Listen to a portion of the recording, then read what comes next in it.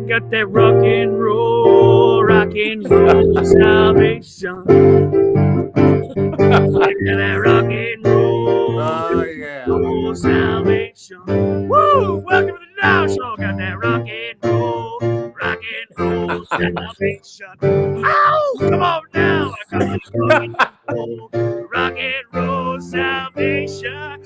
Ow! I can't sing as high as Dex, but I can sing an octave lower. I am Joseph Mojo McCarthy, and this is the Now Show. Woo!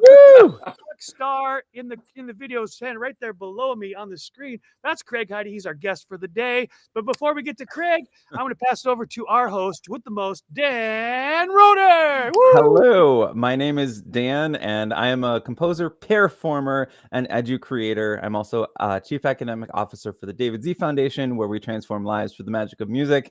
And it's so great to be here again. Mojo, it looks like you're backstage, like behind the curtains, in the wings, in the legs.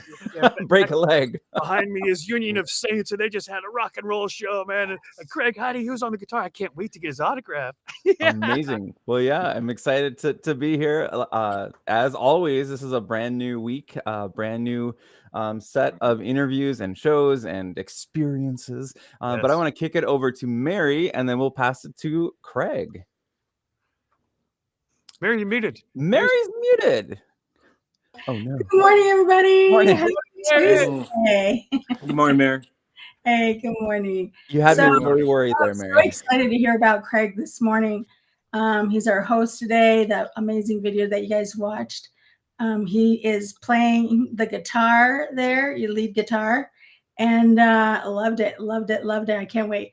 So I'm also Mary on all platforms. I live in the beautiful state of Colorado. It's not snowing today, so that's good. And I'm a graphic designer by trade and a co-host here in the Now Show. And a website creator. Don't forget that. Website. Yeah. What did I say? And a singer. You're also a singer. And a Singer. Wow. You will start introducing yourself. Yes. Mrs. Pixel's in our Chat Mosa listening lounge. Oh, in the house. And so is Barb. Barb is there too. So I know Mrs. Pixel can kind of she can commiserate with you that hanging out with me, you'll start calling yourself a singer. Yes, I love it. A singer. Well, the truth Yes. is, she is a singer. She just got to own it. She got to own it. She got it. All right, Craig, tell us about yourself. Craig Heide. Good to Woo, see in the you. house. It's good to see and hear you here. Yes. Yeah. Good morning, everybody. Thank you for having me. And what do you want to know? So here's what I'm going to do. I'm going to start here because Craig and I have some history. Back in the 1990s, yes, back in the 1900s, I was working at a little Christian school in Southern California. I graduated from there, and I was on staff. And a buddy of mine and I that led all the music and worship during our student days. We were all on staff then. And then he was working in the admissions office, and this application comes in. It says there's older transfer students coming in from Indiana, and he's got rock and roll guitar in his background. Chris says, we should check him out. Maybe he can play along with the band. So sure enough, his first day, I believe, on campus, Chris accosted him, and we had an interview, kind of an interview / audition. And Craig comes with all his guitar gear, and he's got all this experience. And so we hand a chart to him, and then he goes, I've never really played a chart before. Like, you got all these user experiences. Yeah, I just feel it. I just play what I feel. And we're like, all right, we can work with that. And it turned out we did work with that. And Craig ended up playing in our worship team. He and I, for many years, used to commute from Costa Mesa up to Brea with this little teeny car and a lot of equipment. It was like a clown ceremony every Sunday morning. We'd take this big Marshall amps and all his guitars, and we stuff them into the nooks and crannies of my little teeny car. We go flying up the road to the church and unpack it like a clown car, just pulling amps and it was so we sure did. But and then later we started a Saturday night service at the church that we attended, which was designed primarily for 18 to 29-year-olds, kind of the crowd that gets lost oftentimes in the church world. So we modeled the whole thing just specifically for that target audience. And I led the worship, and Craig played rock and roll guitar in that band. And we recorded an album called Saturday 7 Live. But that's my introduction because that's my history with Craig. But I'm so happy to have him here because he's got a lot more going on than that. So Craig, tell us a little bit about your journey into music and then how it's evolved over the seasons of your life. Wow. Okay. You know, I always loved, still do guitar. I remember as a little kid growing up in Indianapolis and listening to the Beatles. And my grandmother, Nana, on my mom's side, very, very musical. And we used to listen to Beatles albums. And we had a big, massive stereo. I'm sure it was tube. It was about the size of my car. And so Nana liked to crank it up when my mom and dad weren't there, of course. So Go, Grandma. but yeah, I remember as a Rock little on. kid, just a little kid, I'd always stare at the guitars on the albums and just fascinated. I still, to this day, when I hear music, I hear the guitar parts. And yeah, so that, oh, wow. You might say you were wired for that. Wired, yeah. I see what you did there.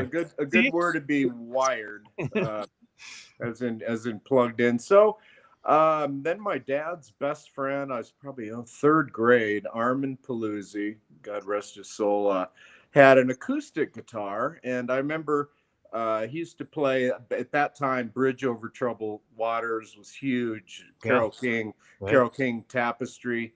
Right. And love that album. Amazing album, yeah. Yeah, real classics. I love Bridge Over Troubled Waters. They played that over and over and over. So anyway, Armin, and he loved Crosby, Stills, Nash and Young. Wow, I mean, what a powerhouse. I mean, so I remember hearing early on Sweet Judy Blue Eyes. Wow, Stephen Stills and that Martin acoustic. But Armin showed me. Let's see, E minor, A minor, and I think maybe it was those 4 chords. And I just played his guitars till my fingers hurt. Yeah. Anyway, that but I think my mom bought me just a junk guitar. We called it cheese grater action. You could have grated cheese on it. I couldn't play that guitar now, even if I tried. So I kind of really didn't go anywhere with it. I was very active in sports, and wasn't until later. I knew some cowboy chords in high school, but more of a football player. And maybe 19. Oh, I remember Indiana University. My roommate Bloomington had an acoustic, Jay Hiley. He'd polish it. It was an Epiphone acoustic. He'd polish it and he'd set it on his stand, and then he'd go out with his girlfriend. So I'd pick it up and play it, and he'd come home and he'd be like, "Man, you put fingerprints all over that thing, man. I polished it." So those are earliest memories of guitar. Beatles, huge when I was a kid. And then I remember to the day hearing Jimi Hendrix at Woodstock, Star Spangled Banner, to this day still gives me. You were at Woodstock? Yeah, I was 7th grade. But I remember putting that on the big stereo. My mom and dad were shopping. My sisters were outside playing. And I could tell you the lighting in the room. I dropped the needle on the Star Spangled Banner, and I think I literally dropped to my knees. So that was inspirational, to say the least, hearing Jimi Hendrix. And then high school was Zeppelin, the mighty Zeppelin. Right. And I still, to this day, I think nobody touches them as far as musically. Zeppelin, Old Stones, Gods, Queen, right. Deep Purple, on and on and on. Yeah. So would you try to emulate the guitar solos in these songs that you loved? Not really. I would try to get more of the feel, the vibe, right? Because at that point I remember like trying to play, Jimmy Page or, but I got more of the energy and the vibe and the sound. I was very, very into the certainly Jimmy Page and Crosby, Stills, Nash and Young too. Again, Sweet Judy Blue Eyes. Remember they did the rendition, I think Joni Mitchell song Woodstock from CSN album Deja Vu. It's just brilliant. but just kind of more of the whole vibe. I always listened to kind of what was going on and the structures and the intricacies of the music, and that's kind of what I got. So here's and then could I just fast forward to my first band I'd been playing, I don't know, a couple months, and the South Bend, Indiana. The band was called Blitz, and they wanted me as the third guitar player, and I did an audition, and I remember I love the song, still do, Rocky Mountain Way, Joe Walsh. Mary, Colorado. He wrote that in Colorado in the Rocky Mountains. So I knew that song, and I think I had a Les Paul, and I had an audition, and I played Rocky Mountain Way. They're like, "Okay, you're in," and we got a gig this weekend. I remember a bag of cassette tapes. I'm like, okay, but a true story. We played, and it was right out of Animal House. Like they should have had a screen in front of the. It could, people throwing things. Anyway, it was just raucous, and we did I don't know, maybe 3 hours. True story. I might have played on maybe 4 songs, but I remember I had the guitar kind of low, and I was like, rocking it, and but it was turned off.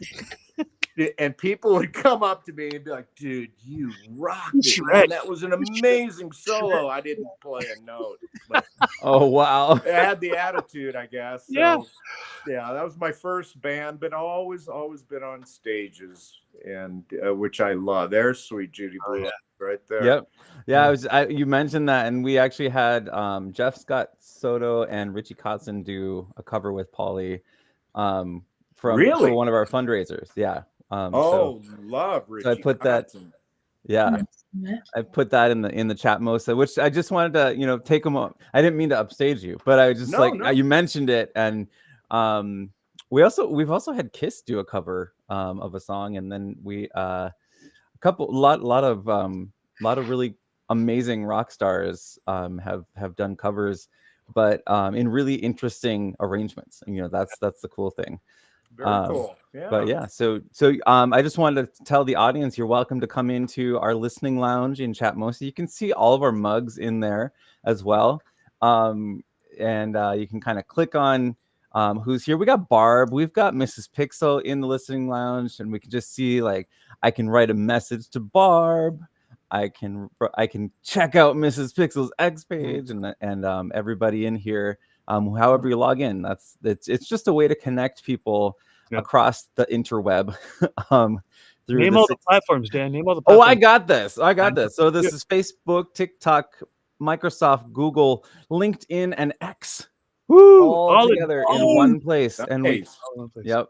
Got this. But I had to put that in there just as you were talking. Sorry, I want to pass the mic back to you, Craig, because I love these stories. So I want to tell another story, another connection here that story time. Craig and I have had that actually has impacted my life indelibly. Is that back in this would have been late 90s, probably mid 90s. Craig was at NAMM. Now, I had never been to NAMM, and Dan's been to NAMM. In fact, Dan was the one that got me into NAMM this year for the first time, last year. But so Craig's at NAMM, and he calls me, and he's like, "I'm at the Taylor booth." Taylor makes exquisite acoustic guitars. He says, "Joe, I know you've been talking about getting a guitar for Lead and Worship." I said, I could get one for you right now. And I was like, I don't even know what Taylor is, right? And Craig says, "Oh wow." Craig says, "Do you trust me?" And I said, "Craig, you know more. You've forgotten more about guitars than I'll ever learn." "Yes, of course, I trust you." I said, "Just tell me about it." So he says, "It's a Taylor 410, and the guy that made it's right here, and he's signing limited editions by the maker, and it's at the NAMM show. It's a special discount, on and on." And if anybody knows gear, it's Craig. He can talk your ears off about all the gear, settings and the makers and the people. And he's just like Encyclopedia Britannica, all about guitars. So I was like one sentence in, and I start to glaze over, and I'm like, "I just trust you, Craig. I just trust you." So the price was decent. I don't remember the price, but it was very reasonable. And I didn't know what I was getting. Craig comes home from NAMM and gives me this Taylor acoustic guitar, which I still play today. In fact, I don't. There's no guitar. There's no guitar I'd rather have. I've played lots of guitars. It's my favorite, partly because of the story, but partly because it's a great instrument and it's increased in value by about 4 or 5 times since I bought it. So not that I'm selling, but I just want to say that, so there's the NAMM connection. And then, to stretch the NAMM connection out, all these years later, 30 years later, Dan and I connect on X in a singing space. And Dan says, hey, I'm putting together a choir for the NAMM show. Do you want to sing in the choir? And I was like, Wow. Does that mean I actually get in? Because those who don't know, NAMM is invitation only. There's no tickets sold. The public can't get in. So I'm within 15 minutes of the NAMM show every year, and I can't get in. I'm like, oh, let me in. So Dan invites me in, and I get to be on stage with Polly, who you saw, Craig, in the video. Oh yeah. Who can mimic almost any rock star, male or female. Amazing. Yeah, amazing. And all these amazing legends of rock are coming on the stage, and they're like trading parts, and they're mixing and matching in the bands. And I'm just standing there in awe, like, how did I get here? Yeah. But don't wake me up, because this is an awesome dream. Wake me up before I go. Yeah, right. Yeah. So I have a story. So I have a story for you guys. Ooh, right. story. Yeah. I love So stories. Craig, you're speaking my language, because I don't know if you guys, I don't know, Dan might not know, but I used to be married to a bass player that played with the Outlaws, and and before that I was married to another musician, and this is the connection with he worked in, this is the connection with NAMM, because I also been to NAMM. And when I was married to my first husband, he was a musician, and he worked for a music store who also bought the rights to sell material to refurbish vintage amps. Ooh. So we were we were in NAMM, and it was like, I think this was 1992, maybe around that area. Craig, we had a booth at NAMM. Oh, really? Wow. Yeah. And you know where Stevie Wonder comes out? Like, I don't know if he's With always his entourage. Yeah. Yes. Yeah. Our table was like right there, like in that area right there. Oh, cool. And I remember seeing Stevie Wonder, and I was like, and I was telling Mojo when he said, I'm going to NAMM, and I said, oh yeah, I was there, and I told him the story about Stevie Wonder. And as I'm telling him the story, Stevie Wonder, I think, right? Stevie Wonder, right, and he took a picture of him. I'm like, oh my God, that's exactly, yeah. Very What a cool. synchronicity. Yeah, Oh, no, yeah. it's so, I know, it's crazy. Now my my second husband, who was a musician, worked for played for the Outlaws. Like, he taught me everything about guitars. Like, he had a Rickenbacker. He had like a Get. I mean, he went through so many guitars, and he would trade them, and Epiphone, Fenders, all this stuff. Baby Taylors, all of that. He loved having his Baby Taylor when he would travel. He ended up working for the Department of Defense, when we got married. And but yeah, I loved it. He taught me everything that I know about guitars, about rock and roll now. Yeah. That's amazing. Well, I have a question about this. So I know Mojo, you were telling a story about a Taylor, and then baby Taylors. Like, are these guitars so connected they start having guitar babies? Like, what is this? Like, Yeah, so Baby Taylors are a small They're about scale that big. Taylor, but they sound amazing. Okay. Yeah. Yeah. It's like my little bit mini harmonica. I got a little tiny harmonica that hangs around. my neck. okay. They're called Yeah. a tiny Taylor. A tiny Taylor. Oh my goodness. I love the harmonica. Well, I feel like I got to jump on this NAMM guitar story bandwagon now. So when I first met Polly, it was actually it was the first and last time I had ever gone on Craigslist.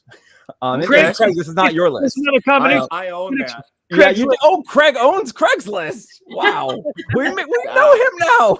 It's who you know. It's who you know. It is, yeah. I know So a guy I that was knows a guy. I was touring with Taichi, who was she was a Croatian pop star in the 90s, and then she had a brand here that's musical storytelling. I toured with her for about 3 years, something I never expected doing. And when she moved to Nashville, she's like, it doesn't make sense to really fly you from California all over on tour when I live in Nashville now. And I'm like, I get it. So I actually went on Craigslist looking for gigs, because I never thought I would want to be a touring musician, but I did. And so the first time I met Paulie was he had gone on Craigslist looking for an intern first and last time he said he ever went on Craigslist. And he said, I need to find somebody who is interested in music, in education, and in film. And I was like, okay, pick me, Wow. you know. And Nice. so Yeah. I got the gig, and I happened to live in California at the time, in a little place called Alturas in Modoc County, northeast part of the state. And so I got the gig, and he's like, all right, hey, can we grab lunch sometime and just, you know, get to know each other? And I'm like, sure, when? He's like, how about like tomorrow? And I'm like, well, it's like a 13-hour drive for me. Yeah. Because I was still in California, you know. He's like, Yeah. you realize this is the Los Angeles Craigslist, right? So Oh, yeah. it worked out, though. I mean, so the first time I met him, this is where the story's going, to NAMM. Yes. I met him. That was like my first gig, really. And the very first time I met him, we went out for Mexican lunch, and he just started eating my food. Like when I'm like, oh, this is so it's awesome. I mean, it became very endearing right away. And we went to NAMM, and that I was just shell shocked by the sheer magnitude of the event.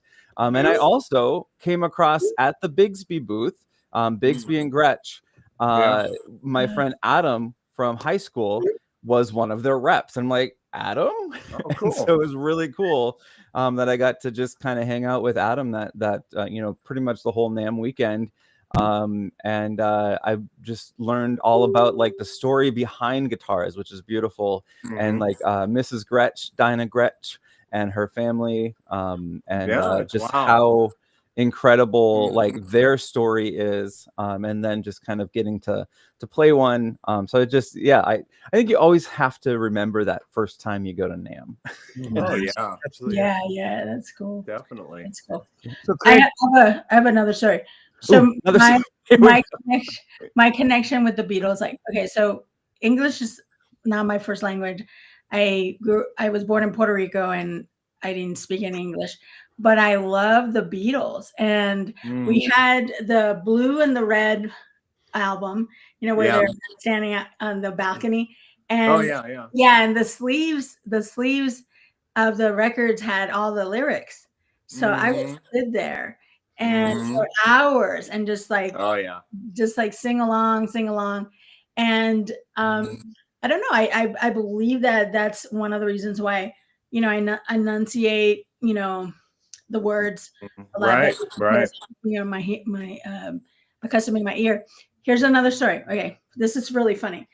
I was talking about my husband, who was the bass player for the Outlaws, and he taught me everything about rock and roll, because I was a pop girl. I was Michael Jackson and all that stuff, right? And we were dating at the time, and I went to his apartment, and he had all these, back in the day, VHSs, right? And you know how you would write on the spine. Yeah. He had all these VHSs, and they said Rush. And I said to him, why do you have all these Rush Limbaugh videos? I had no idea what Rush was. And he's like, what? And I was like, Rush, like Rush. Wrong Rush. Rush. Wrong Rush. That's hilarious. Yeah, I love Rush now, but yeah, he taught me so much about the real music. I love it. Mojo, you were saying something. I was gonna say, I recently visited Craig at his apartment where he's broadcasting from right now in Reno, and he showed off. I believe he owns 18 guitars, if I got the number right. He showed off maybe 12 or 13 of them. Oops, that's a secret. I don't tell anybody. So no. Rewind that. Rewind that VHS tape, Mojo. Get the magnets. Oh my gosh, I want to go look at them. Yeah. Oh, there, But so Craig, I've asked Craig to pull out a couple of his favorites, and just, Craig, I want you to talk about the guitar like you talked about it to me, because you know history, you know gear, you know connections, you know the people who played them. Would you give us a little tour of one or two of your guitars? Sure. I have to say real quick, you got me going with Beatles. Okay. So go for this. I remember Indianapolis, little kid. I'm by myself. I might have been dark. And anyway, the song "I'm the Walrus." Whoa! It scared me, and in a good way. I'm like, whoa, that is so deep. And I just, anyway, I give goosebumps talking about, love Lennon, McCartney. Anyway, okay, Oh, Craig, guitars. real quick. Yeah. One of the songs that I sang with Dan in the choir, and Dan orchestrated all of these songs. I'll be right back. One of the songs that I sang was "I Am the Walrus." Wow. Dan actually orchestrated it for Polly and the band, and Wow. he asked me to rehearse the choir on all the crazy parts. There was a cover band in Huntington Beach where I'd ride on the boardwalk. You guys were amazing, and they played "I'm the Walrus." There it is. That's wow. Dan's And arrangement. Yes. these guys that played "I'm the Walrus," this cover band. I was talking to them. They were all musical geniuses. One of the guys taught college music, and he said, technically, I don't read at all, but he said technically it musically doesn't make sense, but it works. The brilliance of John Lennon. So. Yeah. It was a trip. Okay. It was a trip and a half. On the guitar, I got a couple. This is probably where I started. I don't know. Can you see? It's a Stratocaster. Wow. Oh, wow. The screen's that's the back. They relic these. This is a custom shop. The year the Stratocaster started in 1954. So this is a replica. It's a Fender custom shop of a 1954 Stratocaster. So like the first year that they came out. First year. So this is a limited run. Wow. Yeah, a little rock and roll machine there. And they basically make it look distressed as if it's been. Yeah, they do that, and it's very difficult to do. The custom shop does that meticulously, and probably heavy. These things are rock and roll machine here. Probably my absolute favorite. This is a oh yeah, look at that flame. Gosh. Wow. That's beauty. This is a replica, again, Gibson custom shop of wow. a 1959 Les Paul. This is not a 59. Tell us about the wood, because you know all about. Okay, yeah. The back is solid one piece mahogany. Wow. So these Les Pauls, you can see how no joining. Yeah. How thick they are, right? Wow. Then the top, what they do, that's and I love the chevron. They book match. If you could see, that's a 2-piece top. Right. And it has like a violin carve. They were inspired by the Stradivarius violin. Okay. And so these are two of the rock and roll machines, kind of Gibson, Fender, Chevy, Ford, if you will, that put guitars on the map. But yeah, the top book matched maple, whereas the Stratocaster was ash, swamp ash, and they also make them in alder. And then tell us who are the rock stars, the legends that play these guitars. Oh, excuse me. Yes. So the Stratocaster first electric I owned, that was my influence was Jimi Hendrix with that, and certainly the Star Spangled Banner. But Hendrix, what he did with a Stratocaster, he took it and did things. I mean, like the dive bombs he does when you listen to the Star Spangled Banner, the bombs bursting in air. What he did with that Stratocaster, people are still today going, "What?" Goosebumps just thinking about that. Yeah, I mean, it was like an appendage, like a whole separate part of his body. Yeah. And listen to Band of Gypsies. That was 69-70 Fillmore East, and it was New Year's Eve. That was the Band of Gypsies was a new concoction. Billy Cox bass, Buddy Miles on drums, and listen to Machine Gun, because that was during Vietnam War. Right. Machine Gun is my absolute favorite Hendrix solo. It is breathtaking. Anyway, yeah, but like an appendix, what he does on the solo with Machine Gun. Then jump forward to Gibson Les Paul. My thing was Jimmy Page, Zeppelin, and lots of people. Eric Clapton on he plays both Strats, Les Pauls. but lots of people. But those are the two, you know. Yeah, the major rock and rolls. Yeah. Yeah. And so one thing we didn't do from the very beginning is we didn't talk about the first song that we played, the Union of Saints song. That's the song you wrote. Tell us a little bit about the evolution of that song and how did you create that with the band? Okay, it was a sound check, and we used to sound check for a live gig. Right? Yeah, well, we used to.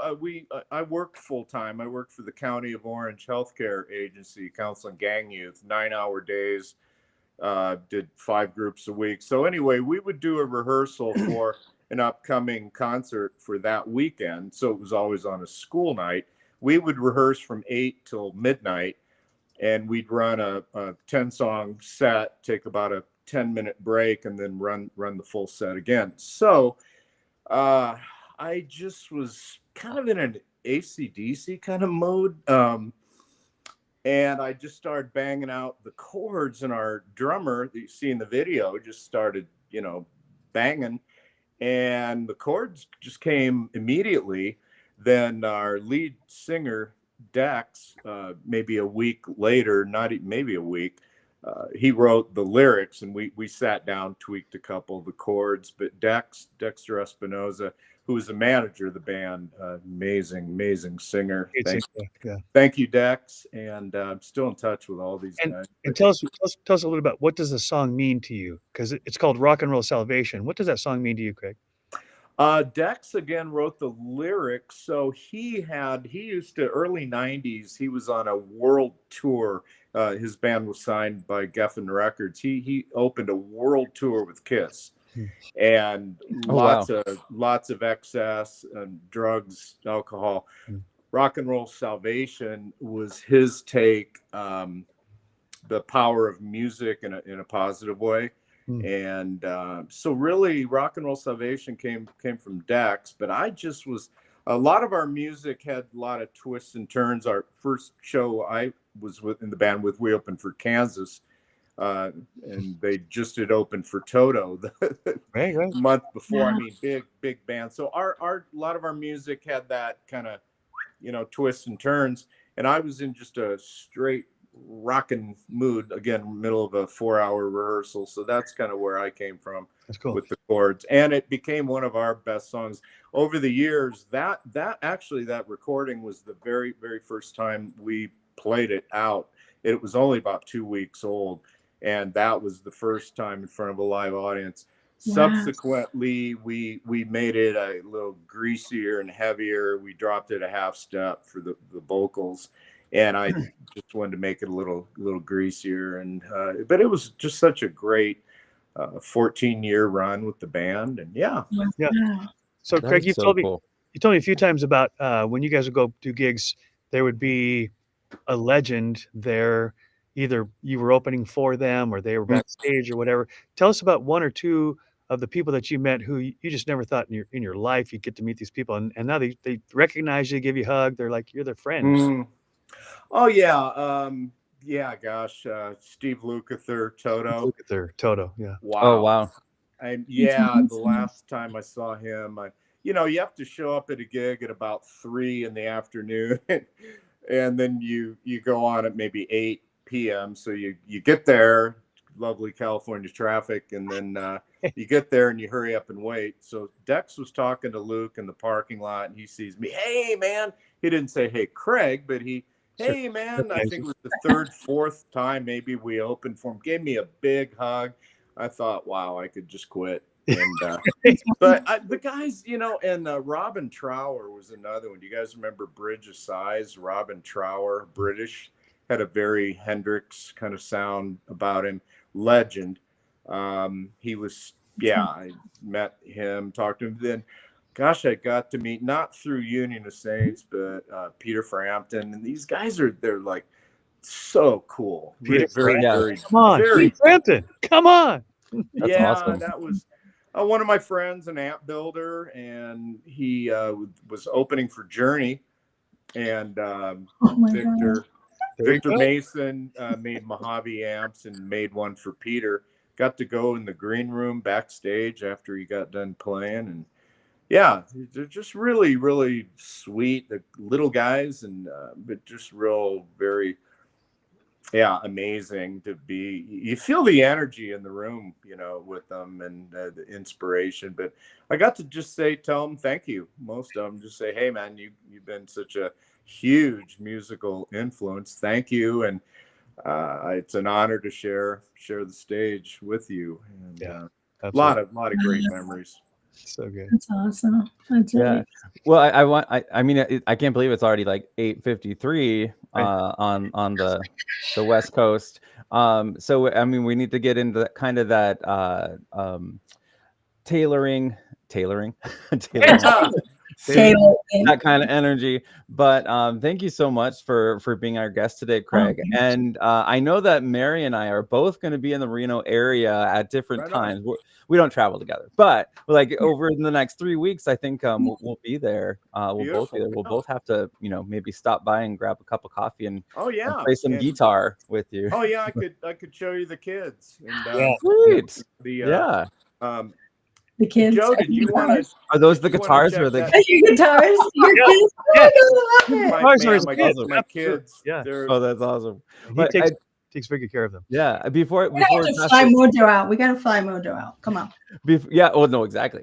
Before I pass it back to you, Craig, for some final words, and then Mojo, I think is gonna sing us out probably. No, I'm gonna have Craig sing us out. Oh, Craig's gonna sing us out. Ooh, I love it. I just wanted to highlight what's in the Jumbotron here. This is this slide 7. Here, I'll go back to the beginning. But slide 2, if you want to watch this show later, it's here in our little Chatmosa. I like to think of it like a daisy chain.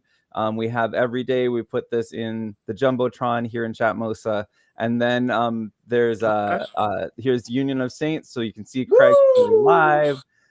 This is that Sweet Judy Blue Eyes cover. Yeah. But I had to put in Star Spangled Banner with Hendrix, and then Machine Gun. I've never seen or heard Machine Gun, so I put that in. That's kind of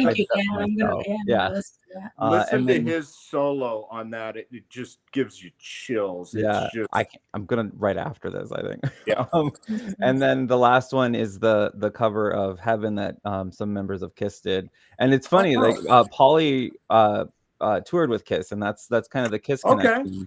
Their band ZO2 was on tour before they had their Z-Rock show. There's just so many cool things. I know. What a great episode today. Thank you. So, Craig, I ask you I know we don't have a lot of time, and we're going to go to your song. I just put Craig's closing song in the private chat, Dan, so you can grab that. Okay, I'll put that in there. And I'm going to set it up because Craig, after a long haul working in Orange County, especially with troubled youth and kids that are on drugs, and just pouring his life into some kids I've met one of them whose life's been transformed. Oh yeah. Primarily because of Craig's caring enough about them, not to just get them through the program, but wanting what's best for them. And I got to tell you, Craig, when I met our mutual friend, that young kid who's now going to grad school, studying, I think, marriage and family therapy, he wants to be able to turn around the lives of kids who were messed up like he was. Amen. And he gives you a lot of credit. And I know you don't take all the credit. You actually defer because you know where your strength and your love are coming from. Amen. So just talk about that just for a second, Craig, and then I'll set up the final song. Okay. First and foremost, music is a gift. And my Lord and Savior, Jesus Christ. And first and foremost, thank you, Lord. You're the creator of heaven and music. And wow, I mean, right now, can you imagine the legions of angels around the throne with the music? Wow. And that'll be for eternity, last time I checked. So thank you to the Lord. But yeah, the Lord brought so many troubled youth, and in my path, I'm very much a wounded healer. Yes, right. And did a lot of stupid stuff, as a couple of us did, and I was searching, and but it was an honor to work for the County of Orange Healthcare Agency, and wow, yeah. But it wasn't easy. I mean, I met you several times over those years, and that job would just take everything you had. right? But you were Oh, no. sacrificing a lot of your time, energy, and effort, not just for the paycheck, but to make a difference in kids' lives. And I just commend you for that. Thanks. I'm going to set up this final song. This is a song that Craig recorded. I actually recorded Craig playing the song. This is a song that he wrote. In fact, I first heard him play it back in the 1990s, back in the chapel of the college that the two of us met at. And so while I was there in his place, I said, "Hey, let's record your song." And Craig's like, "Well, my fingers aren't what they used to, and I haven't played it for a while." And I said, "Let's just see what happens." And so we recorded, started, stopped a couple of times, and now you're going to see what I recorded with my iPhone in Craig's apartment just about a month ago. It's his latest version of Autumn Rain, written and composed and played by Craig Heidi, my friend. Awesome. All right. Well, thank you all for tuning in, and we will close with this song. Awesome. Thank you, guys. Thank you, Pleasure. Craig. Can't wait to see you in Reno. Let's rock it. Yeah, let's do Rock it. in Reno. Rock and Reno. Rock in Reno. That's right. All right. Enjoy. Oh, we gotta. So thank you to everybody that's tuned in. Thank you, We'll everybody. see you again tomorrow, right here. Right here. Here we go. Craig Hyde. Hyde, is that how you say? Heidi. Heidi. Heidi. Heidi, Heidi, ho. Craig Heidi.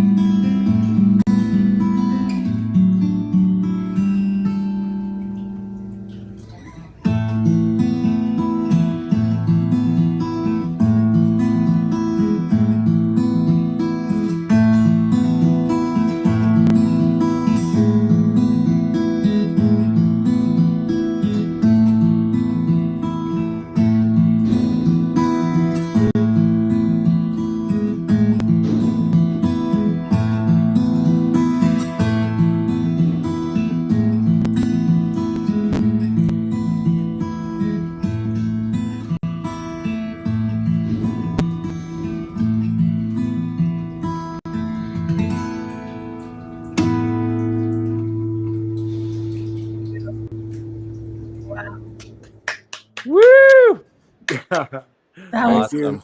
Mm. that was Thank you. All right. Peace, everybody. We'll see you Bye. tomorrow.